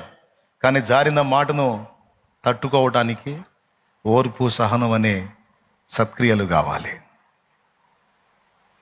కాబట్టి దూషణకు ప్రతి దూషణ చేయొద్దు, కీడుకు ప్రతి కీడు చేయొద్దని నా యేసయ్య చెప్పాడు. నువ్వు ఏనుగులాగా సమాజంలో ముందుకు గంభీరంగా వెళ్తుంటే కుక్కలు వాటి పని అవి చేస్తూ ఉంటాయి. వాటి జాతి లక్షణం, వాటి తప్పే ఉంది.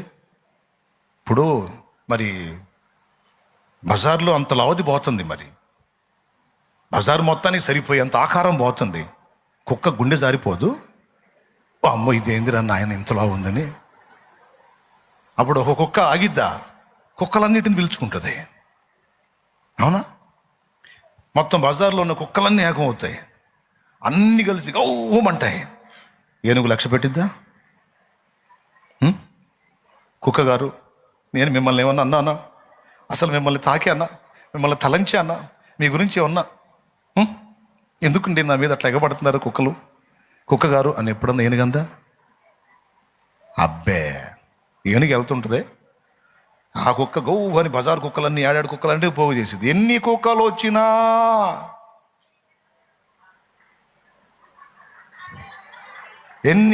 వచ్చినా దాన్ని తొండం ఖరీదు చేయవు, దాన్ని కాలి ఖరీదు చేయవు. ఏదైనా దాన్ని ముందుకు వచ్చి తొండానికి చిక్కిందా ఇక మళ్ళా మొరగటానికి దాని లైఫ్ ఏ ఉండదు. ఏడబడితో తెలియదు, బతికుంటుందో సచ్చితో కూడా తెలియదు. అది పరిస్థితి. దేవునికి స్తోత్రం కలుగునుగా. కాబట్టి ఏనుగులాగా నువ్వు గంభీరంగా సాగిపోతున్నప్పుడు కుక్కల్లాంటి వ్యక్తులు కొంతమంది మొరిగే అవకాశం ఉంది. అది 100%. నువ్వు బాగా బతుకుతుంటే ఓర్వలేక మొరుగుతాయి కొన్ని కుక్కలు. నువ్వు ఆశీర్వాదకరంగా ఉండి 10 మంది చేతుల్లో మంచిగా ప్రశంసింపబడుతుంటే వ్యసనంతో మొరిగే కుక్కలు ఉన్నాయి.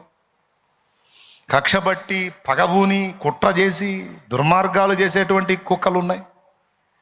కానీ ఎన్ని కుక్కలు ఉన్నా, ఎన్ని రకాలుగా మొరిగినా, కుక్క మొరిగితే జనం దంతారు, కానీ ఏనుగు పోతుంటే బజార్లోకి వచ్చి చూస్తారు. అది ఏనుగు రాజసం. అరే ఏనుగు పోతుందంట అని జనం మొత్తం పరిగెత్తుకుంటూ వచ్చి ఇళ్లలోంచి వచ్చి డాబాల మీదకి ఎక్కి వామ్మో ఎంత ఉంది ఏనుగు అమ్మో అనుకుంటా చూస్తారు. కుక్క బాగుంది అనుకో, అమ్మో కుక్క మరుగుతుంది, ఎవడు నొత్తాడా? రాయి ఉంటే రాయి తీసుకొని లాగి కొడతాడు, పెటామని కొడతాడు. అప్పటిదాకా బాగున్నది రాయి తగల కొయ్యి కొయ్యి కొయ్యి అనుకుంటా పోయేది అనమాట. అదే దాని బతుకు. మరొకటం తన్నులు తింటే దాని బతుకు. అని ఏనుగు పోతుంటే అది బజారుకే కళ, గంభీర్యం. దాన్ని చూడటానికి వచ్చి క్యూ కడతారు. ఏదైనా ఛాన్స్ ఉంటే టచ్ చేయనిచ్చిద్దా అని చూస్తారు. కుక్క జోలికి కూడా పోతాడా? కరిస్తే పిచ్చెక్కిద్రా బాబు, ఎందుకు వచ్చిన గొడవ అనుకుంటాడు. కాబట్టి తమ్ముడు, ఈరోజు కాకపోతే రేపు, రేపు కాకపోతే ఎల్లుండి అయినా సరే నిన్ను దేవుడు ఏనుగులాగే నిలబెడతాడు. మా నిలబెడతాడురా, రాజసంగానే నిలబెడతాడు. నిన్ను తలగా నియమిస్తాడు కానీ తోకగా నియమించున్న దేవుడు. అప్పుడైనా లేకపోతే ఇప్పుడైనా నిన్ను మొరిగే కుక్కలు ఎప్పుడు కొన్ని ఉంటాయి. అస్సలు పట్టించుకోద్దు ఆ కుక్కల్ని. పట్టించుకున్నావా నీ హోదా దిగజారిపోయిద్ది. అది ఏనుగంతటిది కుక్కకు తిరిగిందంటే కుక్క గొప్పదైపోయింది. అది కుక్క ఎంత గొప్పదిరా, అంతలా ఏనుగు నిలేసింది నీకు జనమంతా ఏనుకెళ్ళి కాదు కుక్కకెళ్ళి చూస్తారు. అర్థమైందా? కుక్కను పట్టించుకోపోతేనే ఏనుగు రాజసం. కొన్ని కుక్కలకు అర్థమైంది ఈ విషయం. దేవునికి స్తోత్రం కలుగును గాక. హల్లెలూయా, హల్లెలూయా, హల్లెలూయా. దేవునికి మహిమ కలుగును గాక. అర్థమైందా? కొన్ని ఉన్నాయి జాతి తక్కువ కుక్కలు. ఆ కుక్కలకు అర్థమైంది ఇప్పుడు ఈ విషయం. కాబట్టి ఎన్ని కుక్కలు మురిగినా నీవు లక్ష్య పెట్టవద్దు. నీవు యూదా గోత్రపు సింహం బిడ్డవే. రాజసంగా వెళ్ళిపో. రాజమార్గములో నన్ను నడుపుచున్న రాజు నీవేగా. రాజమార్గములో నన్ను నడుపుచున్న రాజు నీవేగా. నీ కృప నిత్యముండును, నీ కృప నిత్య జీవము, నీ కృప వివరింప నా తరమా యేసయ్యా. నీ కృప నిత్యముండును, నీ కృప నిత్య జీవము, నీ కృప వివరించ నా తరమా యేసయ్యా. నీతిమంతుల గుడారాలలో రక్షణ సంగీత సునాదము. నీతిమంతుల గుడారాలలో వినబడుచున్నది రక్షణ సంగీత సునాదము. నీ కృప నిత్యముండును, నీ కృప నిత్య జీవము, నీ కృప వివరింప నా తరమా యేసయ్యా. హల్లెలూయా. ఎంతమంది సంతోషంగా ఉన్నారు? అరే రే కుక్కల గురించి చెప్పేసరికి మీకు ఎంత హ్యాపీ అనిపించిందండి. దేవునికి మహిమ. ఈ కుక్కలు మీ వెంట కూడా పడతాయి. ఆయన లక్ష్య పెట్టద్దు. నువ్వు యేసయ్య అశ్వానివి, యూదా గోత్రపు సింహం పిల్లవి. అది ఓకేనా? ప్రశాంతంగా ముందుకు సాగిపో. మోసపోవద్దు, కలవరపడద్దు, కంగారు పడద్దు. అదంతా పిల్లవాడి తలంపు. ఎవరి తలంపు? పిల్లల తలంపు. యోచన ఏంటో, మాటలు ఏంటో మరోసారి ధ్యానిద్దాం. ఈరోజు చెప్పిన విషయాన్ని దృష్టిలో పెట్టుకోండి. అక్షయమైన దాని గురించి ఎక్కువ ఆలోచన చేయండి. గోళీలాటను ఆడిన ఒకనాడు ఈరోజు అదే గోళీలు చూసి నవ్వుకుంటున్నాం మనం. రేపు దేవుడిచ్చి అక్షయమైన దాన్ని పొందుకున్నప్పుడు క్షయమైన దానికోసం మనం ఎంత యాతన పడ్డామో అది చూసి నవ్వుకుంటాం, సిగ్గుపడతాం. ఆనాడు నీకున్న రూపాయికి 10 గోళీలు వచ్చినాయేమో, ఈరోజు నువ్వు సంపాదించిన ధనానికి లక్షల గోళీలు వస్తాయి. అవునా? అలాగే ఈరోజు నువ్వు వెంపర్లాడుతున్నటువంటి ఏదైనా, నువ్వు పొందిందైనా పోగొట్టుకుందైనా, ఆఖరికి వ్యక్తులతో సహా రేపు అక్కడ మహిమలో పోల్చినప్పుడు ఇక్కడిది ఎందుకు కొరగాదు.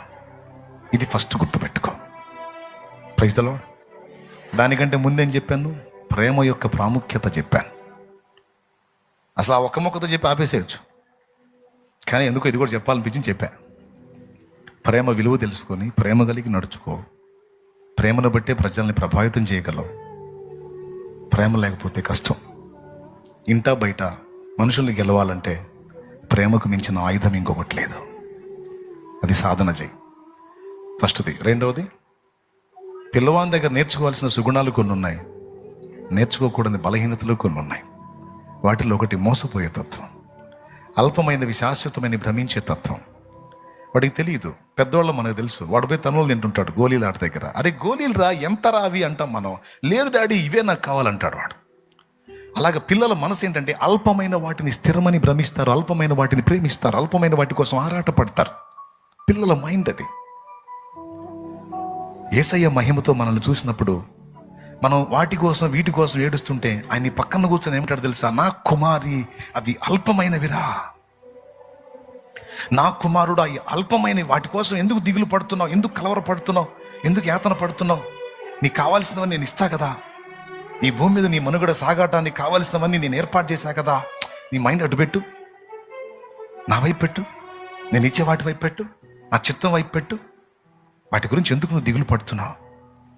గోళీలాట కోసం పిల్లవాడు గోళీల కోసం తపన పడితే మనం ఎంత బాధపడతామో. ఈరోజు గోళీల కంటే హీనమైన అల్పమైనవి, అల్పమైన లోక భోగాల కోసం మనం యాతన పడుతున్నప్పుడు దేవుడు అంతే బాధపడతాడు. సరి చేసుకుందాం. ఇవి అల్పమైనవి నాకు తెలుసు ప్రభువా, అయినా భూమి మీద నేను మనుగడ సాగించాలి గనక, నలుగురిలో ఒక్కడిగా నేను ఉన్నాను గనక ఏదో మానవ సంబంధంగా యాతన పడుతున్నాను, కానీ ఇవన్నీ నాకు పర్మనెంట్ కాదు, అక్షయమైంది నీ దగ్గర ఉందని నాకు తెలుసు. నువ్వే నాకు ఎప్పటికీ శాశ్వతం అని తెలుసు, నీ మహిమే నిజమని తెలుసు అని దేవుని వైపు మళ్ళుకో. సాతాను చేసే మోసాన్ని స్వాగతించవాక. దిగులు పడతావా? కృంగిపోతావా? కలవరంలో బతుకుతావా?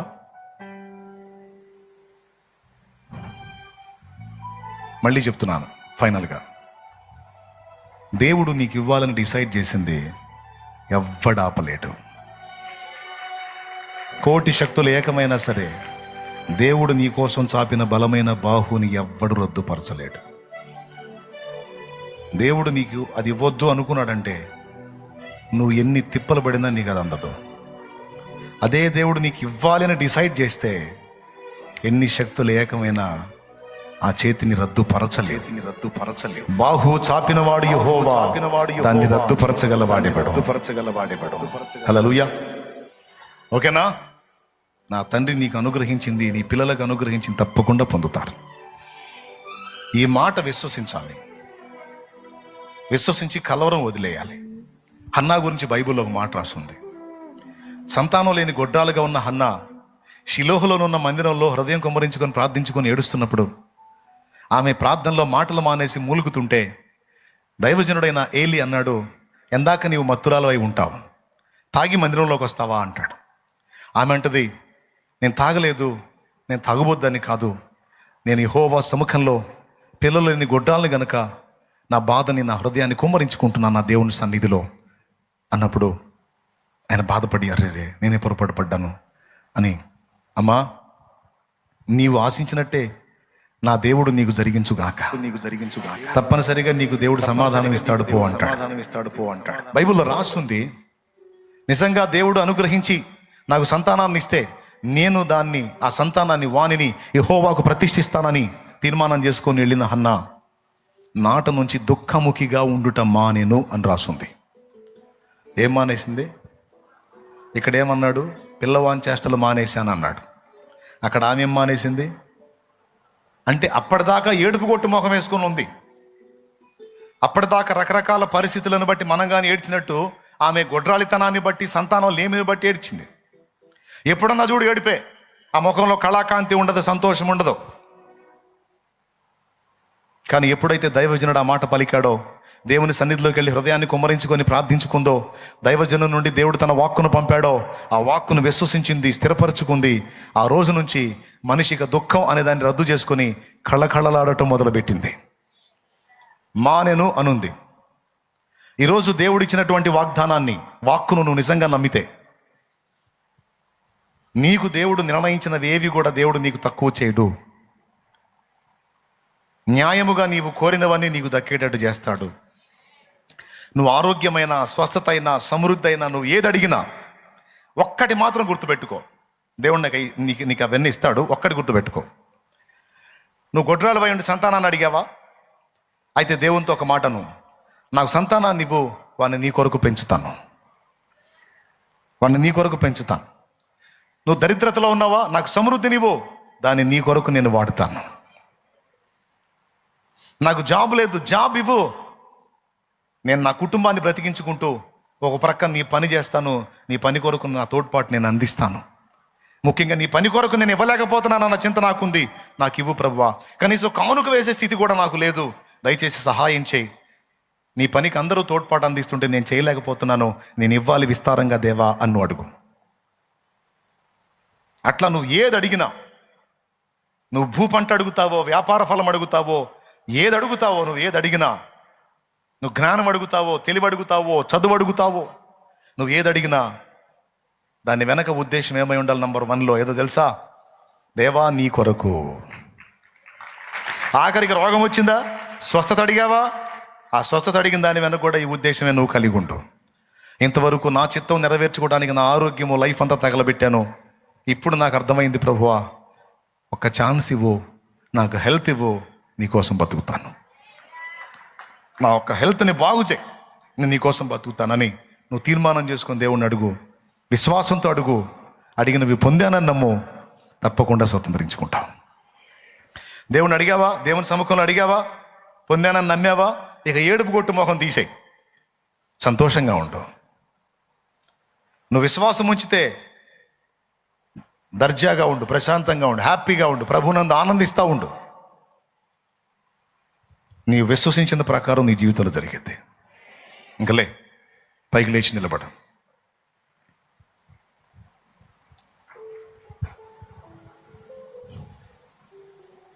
ఈ మోదీనా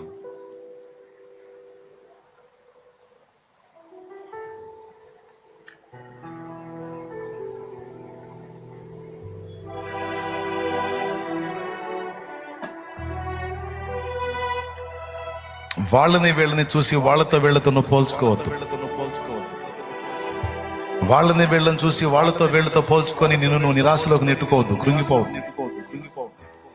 వాళ్ళని వీళ్ళని చూసి వాళ్ళ మాటలు వీళ్ళ మాటలు విని నువ్వు కృంగుబాటులోకి వెళ్ళొద్దు. కుక్కలు మురుగుతాయి, వాటి పనిదే, వాటిని లక్ష్య పెట్టొద్దు. దేవుడు నిన్ను ఏనుగులాగా చేశాడు, గంభీరంగా సింహంలాగా చేశాడు, రాజులాగా చేశాడు, రాణిలాగా చేశాడు. రాజ్యాలు లేకపోయినా నువ్వు రాణివే, రాజ్యాలు లేకపోయినా నువ్వు రాజువే. ఎందుకంటే రారాజు కొడుకువి, కూతురువి. అబద్ధం కాదు, అది నిజం. మనకు దేవుడిచ్చిన టైటిల్ రాజులైన యాజక సమూహము అని. రారాజు యేసయ్య అయినప్పుడు, యేసయ్య మనకు సమస్తమైనప్పుడు, ఆయనను బట్టి మనం ఏమయ్యా? రాజులము, రాణులమే. ఒక ఎదవ మనల్ని దరిద్రులు అంటే మనం దరిద్రులం అవుతామా? నీ బంధువులే వచ్చి దరిద్రపు దాన, నువ్వు దరిద్రపు దానివే, కనీసం ముక్కుపొడ కూడా దిక్కులేదు, నీకు సొంత కొంపలేదు, ఎందుకు బతుకుతున్నావే, చావవే, నీ బతుకు నువ్వు తేడా అంట. అప్పుడు నువ్వు పరిగెత్తుకుంటా ఒక మ్యూజిక్ వేసుకొని పరిగెత్తుకుంటా పోయి నేను చచ్చిపోతా నీ బొంద. అట్లాంటి పిచ్చి పనులు చేయొద్దు. నువ్వు దరిద్రపు దానివే, నీకు అది లేదు ఇది లేదు అని వాళ్ళు మాట్లాడితే నువ్వు సాడ్ మ్యూజిక్లు వేసుకొని లోపలికి పోయి సావా బతుక అంటం కాదు, చిరునవ్వు నవ్వు. దరిద్రపు దానివి నువ్వు అని నువ్వు అన్నావు కదా, ఇచ్చిదానా రారాజు కూతుర్నే తల్లి నేను. రారాజు యేసురాజు కూతుర్నే, రారాజు యేసురాజు కొడుకునే, పరలోక తండ్రి బిడ్డనే. మా నాన్న రారాజు అనండి, అనండి.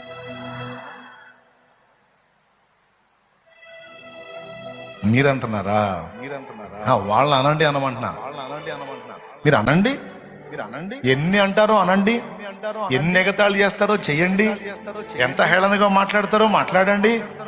నా తండ్రి జోక్యం చేసుకునేంత వరకే మీ డైలాగులన్నీ. నా తండ్రి జోక్యం చేసుకున్నాడు, మీరెవ్వరూ అందుకోలేనంత కృపలో నేను ఉంటా. నా తండ్రి నా లైఫ్ లో జోక్యం చేసుకున్న దాకా ఎవరి డైలాగులైనా, నా తండ్రి నా జీవితంలో తన హస్తం చాపిన దాకా ఎవరి మాటలైనా, నా తండ్రి నా పక్షంగా కదిలిన దాకా ఎవరి మాటలైనా, ఎవరి హేళనైనా, నా తండ్రి నా లైఫ్ లో జోక్యం చేసుకున్నాడు. మళ్ళీ మాట్లాడడానికి నీకు సౌండ్ కూడా ఉండదు. ఎందుకు తెలుసా? నేను రాజాదిరాజు బిడ్డనే. ఆయన రక్తంతో నన్ను కొన్నాడు, ఆయన ప్రాణం ఇచ్చి నన్ను కన్నాడు. ఇది నిజం, ఇది నిజం.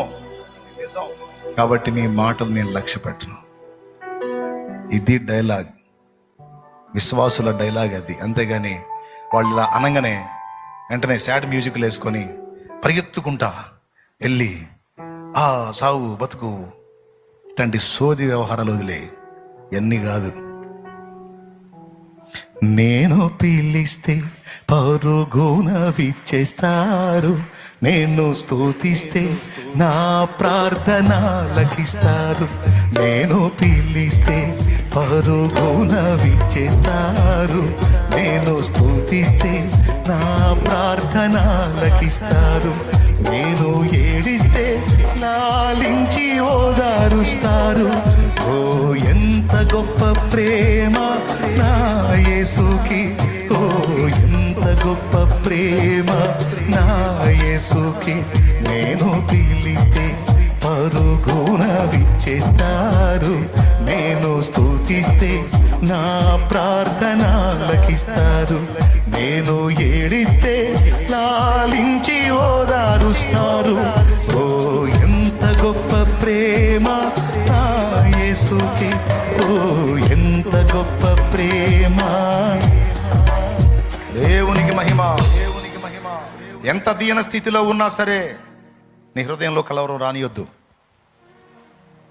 నా తండ్రి నిన్ను దర్శించిన దాకా, నీ లైఫ్లో జోక్యం చేసుకున్న దాకంతే.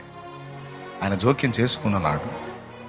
నిన్ను ఎగతాళి చేసిన వాళ్ళందరి ముందు వాళ్ళకి అందకుండా అందరిని కృపలో నిన్ను దాస్తాడు. నమ్ముతున్నావా? ధైర్యం తెచ్చుకో, నిబ్రం కలిగి ఉండవు, అదే ఆలోచన కలిగి ఉండవు. నా తండ్రి కింగ్ ఆఫ్ కింగ్స్, రాజుల రాజు. నాకు చింత లేదు. ఖచ్చితంగా నా లైఫ్లో జోక్యం చేసుకుంటాడు. నా కన్నీళ్ళు ఆనంద బాష్పాలుగా మారుస్తాడు. నా అవమానాన్ని కొట్టివేస్తాడు, నా నిందని కొట్టివేస్తాడు. నా తలను పైకెత్తుతాడు. సిగ్గుతో అవమానంతో నేను నించిన తలని ఆయన నా ఎదుటికొచ్చి నా తలను పైకెత్తుతాడు. నన్ను తన గుండెలకు హత్తుకుంటాడు. నా యేసురాజు నిత్యము నాకు తోడున్నాడు. నా యేసయ్య నాకు తోడుగా ఉన్నాడు, నాకు తోడుగా, నాకు తోడుగా. నరమాత్రులు నాకేం చేయగలరు? నాకేం చేయగలరు? నరమాత్రులు నాకేం చేయగలరు? నాకేం చేయగలరు? ధైర్యం తెచ్చుకొని ధైర్యంగా ఉండాలి. పిల్లల్లో రెండవది కలవరం. చిన్నదానికి భయపడే నైజం, అది కలిగి ఉండొద్దు, అది కలిగి ఉండొద్దు. పిల్లల్లో మొదటిది మోసపోయే తత్వం అయితే, రెండవది చిన్నదానికి కలవరపడే తత్వం, మూడవది అల్పమైనవి స్థిరమైనవి భ్రమించే తత్వం. పిల్లల్లో గోళీలు ఎంత, కానీ వాటి కోసం వాడు ఎంతకని దిగిస్తాడు. అల్పమైనవి గొప్ప అనుకునే తత్వం, మోసపోయే తత్వం, చిన్నదానికి కలవరపడే తత్వం. ఈ మూడు మనం కలిగి ఉండం. వాటిని అధిగమించాలి. దేవుణ్ణి బట్టే ఆమేన్. ప్రార్థన చేస్తాం. పరిశుద్ధుడైన మా తండ్రి, ప్రేమ స్వరూపిక దేవానికి స్తోత్రాలు. నీ పరిశుద్ధ పాదాల చెందుకు జీవితం దాని యొక్క స్థిరత్వం, దాని విలువను నేర్పావు. ప్రేమ యొక్క ప్రాముఖ్యతను నేర్పావు. పిల్లల్లో ఉండే శుభ లక్షణాలు, పిల్లల్లో నేర్చుకోకూడని సంగతులు కూడా మాకు నేర్పావు. విస్తారంగా మాతో మాట్లాడావు, మమ్మల్ని తృప్తిపరిచావు. ఇందులో మాకు తెలియని ఎన్నో సంగతులు మేము నేర్చుకునేటట్టు చేశావు. మమ్మల్ని ప్రోత్సహించావు, ధైర్యపరిచావు, నిబ్బరపరిచావు. నిజమే, నువ్వు మాకు ఇవ్వాలని సిద్ధపడి చేయి చాపితే ఎంతమంది ఏకమైన దాన్ని రద్దు చెయ్యలేరు. నా ప్రభా, నువ్వు మాకు ఇవ్వగోరకపోతే ఎవ్వడూ దాన్ని మాకు ఇవ్వలేడు. అలాగే మా జీవితంలోకి వచ్చిన దాకా, నువ్వు జోక్యం చేసుకున్న దాకా మనుషుల మాటలు, కథలు అన్ని నడుస్తాయి. కానీ రారాజు నువ్వు మా జీవితంలో జోక్యం చేసుకున్నాడు.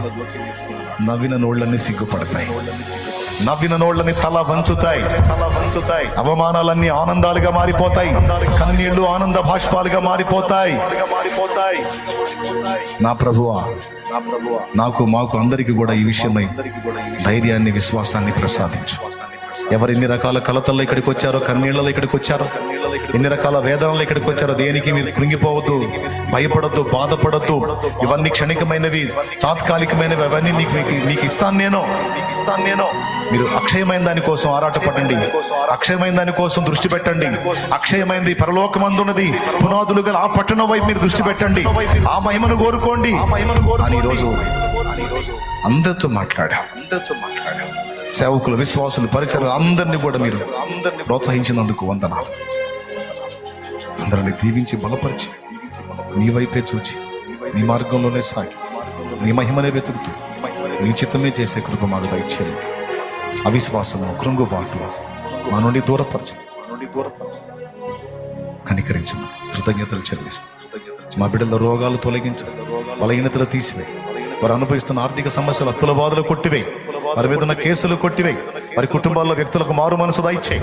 ఎవరెవరు ఇంకా మార్పు చెందలేదో వారిని దర్శించి వారి మనోనేత్రాలు వెలిగించి వారిని రక్షించు. ఇంకా ఎవరైతే ఆత్మీయంగా రక్షింపబడి కూడా దిగజారిపోయారో వారిని తిరిగి రక్షణలోకి నడిపించు. ఈ రోజు రక్షణ పొందగోరి ఎవరు సిద్ధపడ్డారో వారందరినీ ఆయత్తపరిచి వారందరినీ నిత్య జీవానికి వారసులుగా చేయబడినట్లు బాప్తిస్మంలోనికి నడిపించు. బిడ్డలందరినీ పేరు పేరున దర్శించి దీవించము. స్తుతియు, మహిమయు, ఘనతయు, ప్రభావమిగా చెల్లిస్తూ యేసు ప్రశస్త నామంలో ప్రార్థించి స్తుతించి వేడుచున్నాం తండ్రి. ఆమేన్. ప్రియులారా, ఒక మాట చెప్పండి, దేనికోసం కష్టపడదాం? కూర్చోండి ప్రశాంతంగా, ఇంకెళ్ళిపోదాం. కూర్చోండి. వెళ్దాం అంటున్నా, కూర్చోమంటున్నావు ఏందనుకుంటున్నారా? కూర్చోండి, చెబుతా. ప్రశాంతం కూర్చోండి. ఎందుకు లేపాను అనుకున్నా, నడువులు లేపులు పుడతాయని లేపాను నేను. టెన్షన్ పడకండి, మళ్ళీ ప్రసంగం చేయలే. ప్రశాంతం కూర్చోండి. నన్ను ఎక్కడో ఎక్కడ కూర్చోండి. ప్రేమ గురించి వీళ్ళు ఎంతమందికి అర్థమైంది? మాటలు చెప్తేనా, ప్రేమ చూపిస్తేనా? అవునా? ప్రేమే కదా. మదర్ తెరీసా మాటలు చెప్పిందా, ప్రేమ చూపిందా? ప్రేమను చూపి, ప్రేమ ద్వారా ఎవరిని పట్టించింది? సమాజానికి యేసయ్యనే. యేసును గూర్చి చెప్పలేదు కానీ యేసుని తనలో చూపించింది. అందువల్ల సమాజాన్ని గెలిచింది, మనుషుల హృదయాలు గెలిచింది, దేవునికి మహిమ తెచ్చింది. గుర్తుపెట్టుకోండి, ప్రసంగాలు, పాటలే కాదు, సాటి వ్యక్తికి ఉపచారం చేయటం దేవుడు ఇంకా సంతోషపడే విషయం. సేవ, సర్వీస్. ఓకే. రెండవది, దేనికోసం మనం ఆరాటపడాలి, దేనికోసం సిద్ధపడాలి, దేనికోసం ఎదురు చూడాలి, దేనికోసం నిరీక్షించాలి? అక్షయమైన దానికోసం. క్షణికమైనవి స్థిరమని భ్రమించి మోసపోవద్దు. రైట్. అన్నీ మీకు అర్థమైనవి, గుర్తున్నాయని నేను అనుకుంటున్నాను.